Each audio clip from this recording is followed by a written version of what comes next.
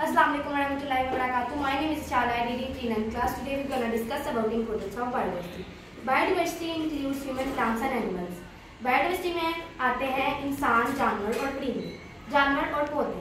इन तीनों चीज़ों को बना के बनता है बायोडाइवर्सिटी। हमारी बायोडाइवर्सिटी हमारे एटमॉस्फेयर के लिए बहुत ज़रूरी है।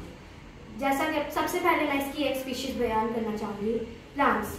प्लांट्स में बहुत सी चीज़ें आ जाती हैं, जैसे कि पौधे, दरख्त, फूल, फल। प्लांट्स हमें खाना देते हैं जिससे हमें एनर्जी मिलती है, इसलिए प्लांट्स हमारे एटमॉस्फेयर के लिए बहुत ज़रूरी है। ये हमारी रोज़मर्रा की ज़िंदगी के लिए बहुत ज़रूरी है। इससे अलग किस्म की दवाइयाँ भी बनती हैं, इनकी कुछ हिस्सों से अलग किस्म की दवाइयाँ भी बनती हैं। My name is Faria and I read in class P9. Today I will discuss about biodiversity of animals. जानवरों की बायोडाइवर्सिटी में जानवरों का किरदार बहुत अहम है। जानवर इंसानों को ग़िज़ा, पानी, दवा और जिनकी दीगर ज़रूरियात फराहम करते हैं। जानवरों की बायोडाइवर्सिटी के बगैर ज़मीनी माहौल पर बहुत बुरा असर पड़ सकता है। इसके नतीजे में पानी, दवा और माहौल बहुत बुरा मुतासिर हो सकता है। हमें जानवरों की हिफाजत करनी चाहिए जिससे हमारी ज़िंदगी और माहौल महफूज रह सके। अस्सलाम everyone, my name is Arman, I read in class P9।